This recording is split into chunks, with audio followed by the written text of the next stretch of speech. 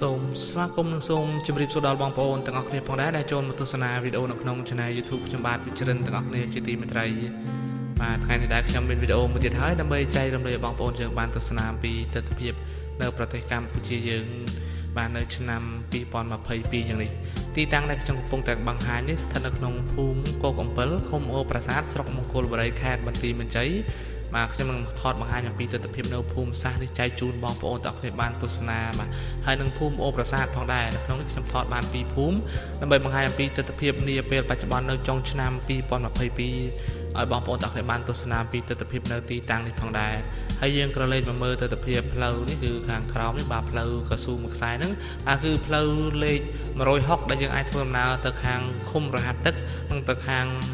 ច្រកថៃហ្មងច្រកព្រំដែនថៃគឺច្រកឡែបានហើយបងប្អូនដែលចូលទស្សនាវីដេអូនេះហើយកុំភ្លេចជួយ Subscribe និងរូបកណ្ដឹងម្នាក់មួយផងដើម្បីទទួលបានវីដេអូថ្មីៗក៏ដូចជាការផ្ដល់កម្លាំងចិត្តដល់ខ្ញុំបាទដើម្បីផលិតវីដេអូថ្មីៗចែកជូនបងប្អូនទាំងអស់គ្នាបានទស្សនាជាបន្តទៀតផងដែរហើយក្នុង Channel YouTube នេះគឺ Channel ថ្មីបងប្អូនបានអញ្ចឹងបងប្អូនជួយ Subscribe ឲ្យច្រើនហើយលឿនបន្តិចបងប្អូនទើបមានបងប្អូនយើងបាទចូលទស្សនាកាន់តែច្រើនគឺខ្ញុំមានកម្លាំងចិត្តបាទផលិតវីដេអូថ្មីចែកជូនបងប្អូនទាំងអស់គ្នាបានទស្សនាជាបន្តទៀតបាទឥឡូវទស្សនាទស្សនវិជ្ជាដែលខ្ញុំបានបង្ហាញដែលមានរូបភាពជាហូហែដូចតទៅបាទ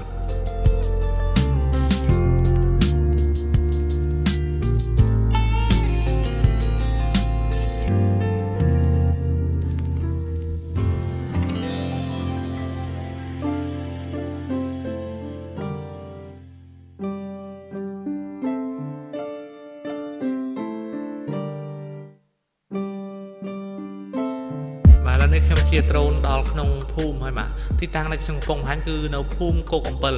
បាទខ្ញុំនឹងជាដ្រូនឆ្ពោះរហូតដល់បាទចិត្តខាងឃុំរហាត់ទឹកណាបងប្អូនបាទអញ្ចឹងខ្ញុំនឹងបកដ្រូនមកវិញចាប់ដិតយកទស្សនវិជ្ជានៅខាងភូមិអូប្រាសាទចែកជូនបងប្អូនទាំងអស់គ្នាបានទស្សនាបន្តទៀតផងដែរបាទយើងក៏លេខមើលទស្សនវិជ្ជាបាទគឺស្រស់ស្អាតមែនទែនបងប្អូនពណ៌ធម្មជាតិពណ៌បៃតងស្រស់តែម្ដងបាទឥឡូវខ្ញុំជាដ្រូនបន្តដំណើរទៅមុខទៀតហើយ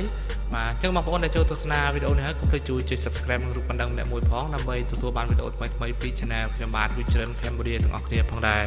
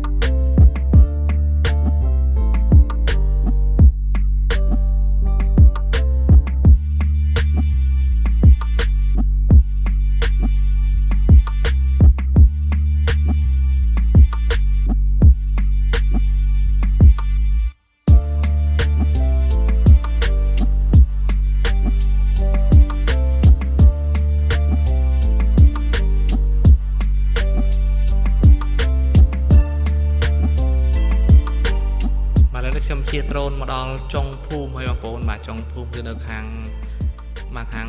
លិចបាទខាងលិចភូមិគោកអំពិលហើយខ្ញុំនឹងជាដ្រូនឆ្ពោះទៅមុខតែបន្តិចទៀតទេបាទខ្ញុំនឹងចាប់ផ្ដើមយកទស្សនវិជ្ជាចែកជូនបងប្អូនទាំងអស់គ្នាទស្សនានៅខាងភូមិអូប្រាសាទវិញម្ដងបាទក៏សូមអភ័យទោសដល់បងប្អូន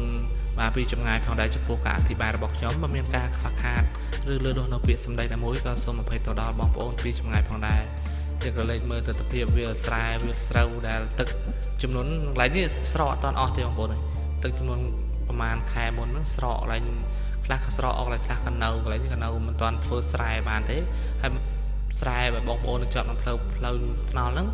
អាចធ្វើបានបាទដោយសារគាត់បូមគាត់អីបាទឥឡូវខ្ញុំជាដ្រូនមកដល់ចុងភូមិគោកអំពិលហើយខ្ញុំនឹងបញ្ជាដ្រូនបកមកវិញចាប់ដិតយកទស្សនវិជ្ជានៅក្នុងភូមិអូប្រាសាទវិញម្ដងដើម្បីបង្ហាញពីទស្សនវិជ្ជានាចុងឆ្នាំ2022នេះចែកជូនបងប្អូនទាំងអស់គ្នាបានទស្សនាបាទទាំងក្នុងនិងក្រៅប្រទេសតែម្ដងបាទហើយបងប្អូនដែលរស់នៅឯនេះសមុទ្រដែលនិយមតាមដានទស្សនានៅក្នុង Channel YouTube ខ្ញុំបាទ Vichearin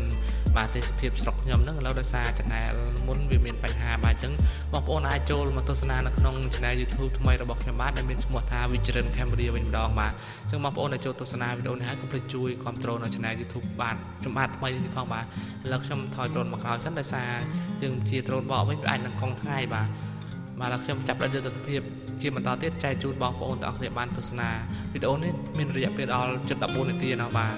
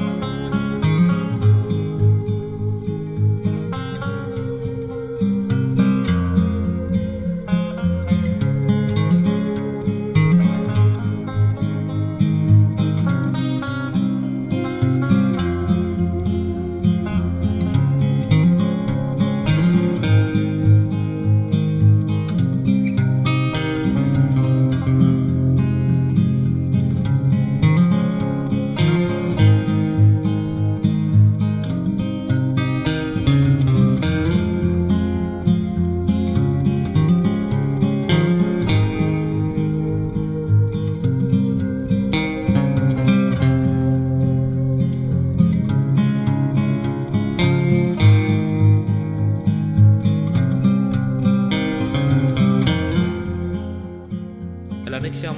បានជាដ្រូនមកដល់វត្តបាអូប្រាសាទហើយឃុំអូប្រាសាទស្រុកមង្គលបុរីខេត្តបន្ទាយមានជ័យបាទលើបងយើងក៏លេចមើលទស្សនវិជ្ជានៅវត្តអូប្រាសាទនាពេលបច្ចុប្បន្នបាទបន្តមកខ្ញុំនឹងជាដ្រូនបន្តទៅមុខទៀតដើម្បីចាប់ដិតយកទស្សនវិជ្ជានៅខាងបាទភូមិអូប្រាសាទជាបន្តទៀតចែកជូនបងប្អូនទាំងអស់គ្នាបងបានទស្សនាបាទហើយបងប្អូនដែលរស់នៅនេះសមុទ្រដែលបាទមានបងប្អូនដែលរស់នៅខាងភូមិអូប្រាសាទឃុំអូប្រាសាទស្រុកមង្គលបុរីខេត្តបន្ទាយមានជ័យនេះអាចចូលទស្សនាវីដេអូនេះនឹងឃើញទស្សនវិជ្ជាផ្ទះបាទបងប្អូនក៏ដូចជាផ្ទះជាបរិវត្តយើងដែលរស់នៅក្នុងភូមិនេះថាតើមានភាពខុសប្លែកគ្នាកម្រិតណានៅបាទពីមុនបាទឥឡូវនេះគឺចុងឆ្នាំ2022ហើយឥឡូវខ្ញុំជាដ្រូនទៅចាប់ដាក់យកទស្សនវិជ្ជាផ្ទះបងប្អូនប្រជាពលរដ្ឋយើងជាបន្តទៀតសិនតមកខ្ញុំជាដ្រូនបកមកវិញណាចាប់ដាក់យកទស្សនវិជ្ជានៅផ្ទះបងប្អូនប្រជាពលរដ្ឋយើងជាច្រើនទៀតផងដែរនៅទីតាំងនេះចែកជូនបងប្អូនទាំងអស់គ្នាបានឃើញអំពីទស្សនវិជ្ជាជាបន្តទៀតផងដែរ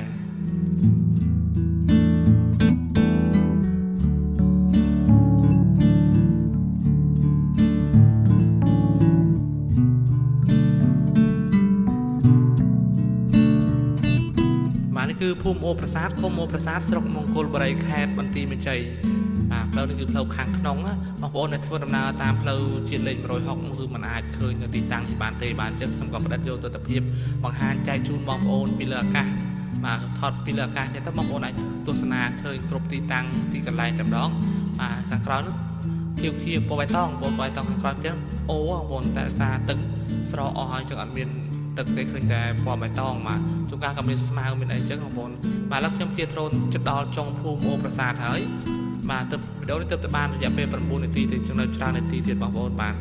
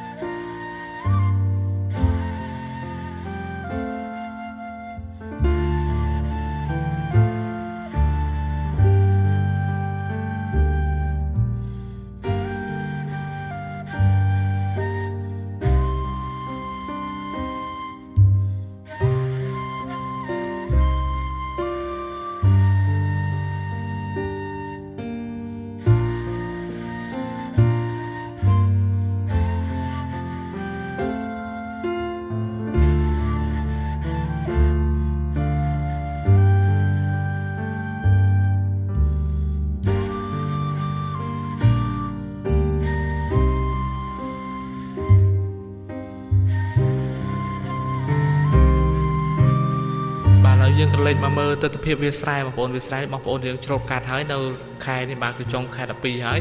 បាទឥឡូវវីដេអូខ្ញុំបញ្ជាដ្រូននេះគឺផុតភូមិបងប្អូនបាទខ្ញុំបញ្ជាដ្រូនចាប់ដាក់យកទស្សនវិជ្ជាវាស្រែវាស្រូវតែបន្តិចទៀតទេខ្ញុំនឹងបញ្ចប់វីដេអូតែបាទតែមុននឹងបញ្ចប់ខ្ញុំបាទសូមថ្លែងអរគុណដល់បងប្អូនទាំងអស់គ្នាផងដែរដែលបានចូលរួមទស្សនាវីដេអូយើងខ្ញុំតាំងពីដើមរហូតដល់ទីបញ្ចប់ហើយក៏សូមជូនពរដល់បងប្អូនទាំងអស់គ្នាសូមមានសុខភាពល្អតណាមកណាជួបតែសុខសុវត្ថិភាពតាមផ្លូវរកស៊ីទទួលទានមានបានមានសុភមង្គលនិងក្តីសុខក្នុងគ្រួសារជានិរន្តរ៍តទៅផងដែរកុំភ្លេចរងចាំតាមដានទស្សនាវីដេអូថ្មីៗជាបន្តទៀតផងដែរខ្ញុំនឹងថតរំលែកបាទចែករំលែកទស្សនវិជ្ជាផ្សេងៗជាបន្តទៀតចែកជូនបងប្អូនទាំងអស់គ្នាបានទស្សនាបាទពេលនេះខ្ញុំបាទវិជ្ជរិនបាទក៏សូមអរគុណបាទសូមជម្រាបលាហើយវីដេអូនេះមានរយៈពេលរហូតដល់13នាទីជាងបងប្អូនអត់ទាន់ចប់ទេខ្ញុំផ្តិតយកទស្សនវិជ្ជាបងប្អូនទាំងអស់គ្នាទស្សនាបាទថែមបន្តិចទៀតសិនបាទ